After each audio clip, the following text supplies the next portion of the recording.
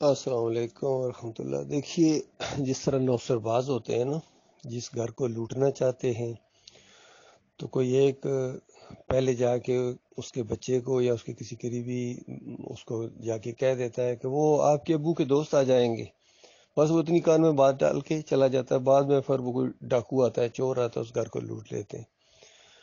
بالکل اسی طرح کا شیطانی انداز اختیار کیا ہے مہدی کے بارے میں ان رافضیوں نے، اور دوسرے لوگ بھی ان کے پیچھے چل پڑے۔ اصل میں دجال کا جو خروج ہوگا نا، یہ تو ابلیس کو تو سارا یہ منصوبہ پتا ہے اوورال جو کچھ ہونے والا ہے۔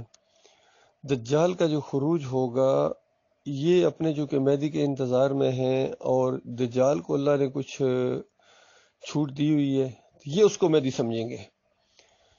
یہ کرسچنز بھی ایک مہدی کے انتظار میں ہیں اپنا نجات دہندہ، اور رافضی بھی اس کے انتظار میں، یہ اسی کو اپنا وہ سمجھیں گے مہدی آ گیا۔ اور اسی وجہ سے اصفہان کے اندر حدیث میں آتا ہے، اصفہان کے اندر ایران کا جو یہ شہر ہے، وہاں سے 70,000 یہودی، 70,000 اندازہ لگائیں، یہودی اس کا استقبال کریں گے اور اس کا ہر اول دستہ بنیں گے، اور پھر یہ اس طریقے سے دنیا میں پھیلے گا۔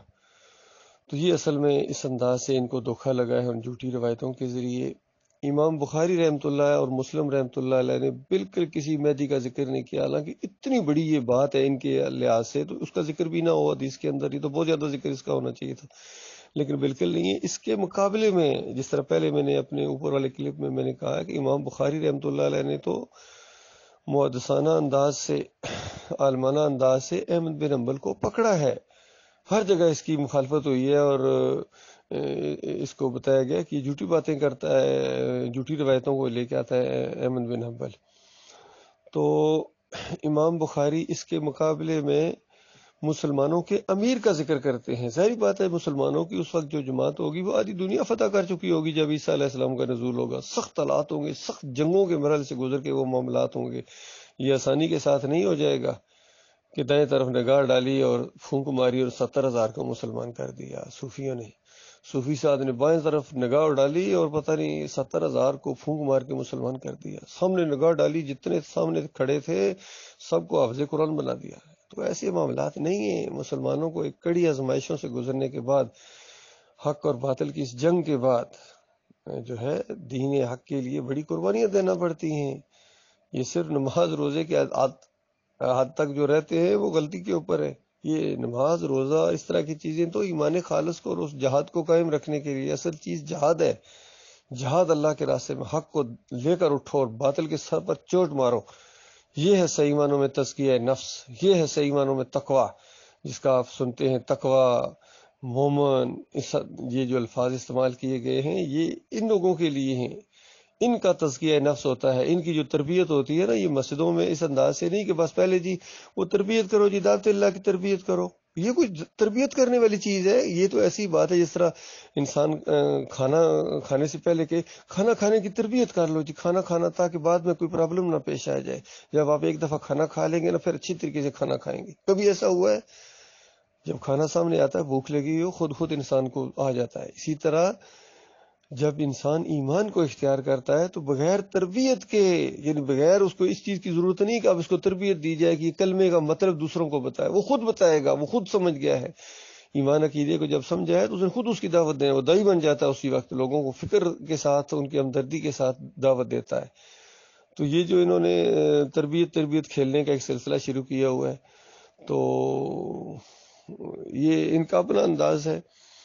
تربیت صحابہ کی ہوتی تھی، قرآنی آیات وہاں یاد کرائی جاتی تھی، ان کو واقعات بیان کیے جاتے تھے انبیاء کے، ان میں جوش اور جذبہ پیدا کیا جاتا، آخرت طلبی اور آخرت کے اوپر زور، جنت اور جہنم کا ذکر ہوتا تھا ان محفلوں کے اندر۔ اس چیز نے ان کی تربیت کی تھی، قرآن کے ذریعے ان کی تربیت ہوئی ہے، اور وہ مجاہد بنے ہیں۔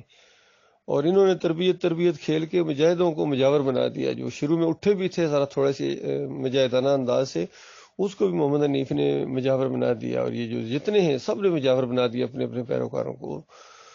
تو یہ جو مہدی ہے، یہ شیعوں کا مہدی، اور یہ جو علی جی نے جو دلائل دے رہا ہے نا کہ دیکھو اصحاب کہف بھی تو 300 سال وہ زندہ رہے تھے نا، مہدی صاحب بھی غار میں زندہ ابھی تک. تو یہ دلیل اس نے کہاں سے لی ہے؟ یہ ڈاکٹر اسرار نے بیان کی تھی. ڈاکٹر اسرار کے الفاظ یہ دہرا رہا ہے. ڈاکٹر اسرار بھی اس حوالے سے بڑا ہی اس نے نقصان پہنچایا ہے ایمان اور عقیدے کو. زبردستی بیچ میں عبادت الوجود ٹھونسنے کی کوشش کی ہے، اپنے کافرین کا دفاع کرتا رہا ہے. مودودی نے بھی یہی انداز اختیار کیا. تو یہ سارے اسی کے ہیں. یہ ابھی مولوی اسحاق ہو یا یہ جو طارق جبیل بھی، تقی عثمانی، سارے ایک ہی کشتی کے یہ مسافر ہیں. ان کے اندر ایمان خالص نہیں ہے. ایسے نہیں فتویٰ لگایا اس اللہ کے بندے نے آنکھوں میں آنکھیں ڈال کے اور بالکل للکار کے ڈاکٹر عثمانی رحمۃ اللہ علیہ ان سب کو ثابت کیا کہ بے ایمانو، تم خالص دنیا دار ہو، فریبکار ہو، اور اپنے اکابرین کی پرستش کرنے والے لوگ ہو. قرآن و حدیث کے ساتھ تمہارا کوئی تعلق نہیں ہے. کوئی مسلک ایسا نہیں جس کے عقیدے کے اندر شرک نہ ہو. اس انداز سے ٹھوک بجا کے تو یہ بالکل ان کا فتویٰ ان کے اوپر درست، اور بالکل یہ سارے کے سارے ہمیں بھی ان کے ساتھ جو واسطے پڑھتے ہیں بالکل دیکھ لیا کہ ان کے اندر خیر نہیں ہے. ان مسلک پرستوں کے اندر، چاہے یہ بریلوی ہوں، دیوبندی ہوں، اہل حدیث ہوں، سلفی ہوں، اور یہ مقلدین ہوں، قدیم مقلدین یا یہ دور جدید کے مقلدین ہوں، حنیفی ہوں، سارے کے سارے ایک ہی انداز اور ایک طرح کی سوچ رکھتے ہیں. بہرحال ہمیں دعوت دیتے رہنا ہے ان کو، ایمان عقیدے کی طرف ہم بلاتے رہیں گے. اور عام پبلک کے لیے اب فیصلہ کرنا ہے، وہ ہمیں بھی دیکھیں، ان کو بھی دیکھیں، ہمیں بھی سنیں، ان کو بھی سنیں.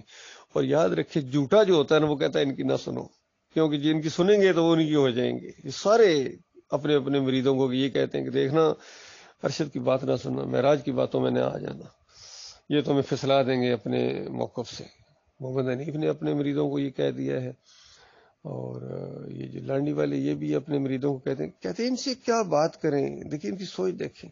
معراج صاحب تو ان پڑھ ہیں. اچھا جی ان پڑھ ہیں، دیکھو اللہ نے تمہارا جو موقف ہے اس کو باطل کر دیا ہے، کیونکہ ہمارے ساتھیوں میں پڑھے لکھے بھی ہیں اور ان پڑھ بھی ہیں، اور ماشاءاللہ ہمارے ان پڑھ ساتھی پڑھے لکھوں سے بھی اچھی بات کرتے ہیں، گفتگو کرتے ہیں. لیکن تم بات کرنا ہی نہیں چاہتے ہو.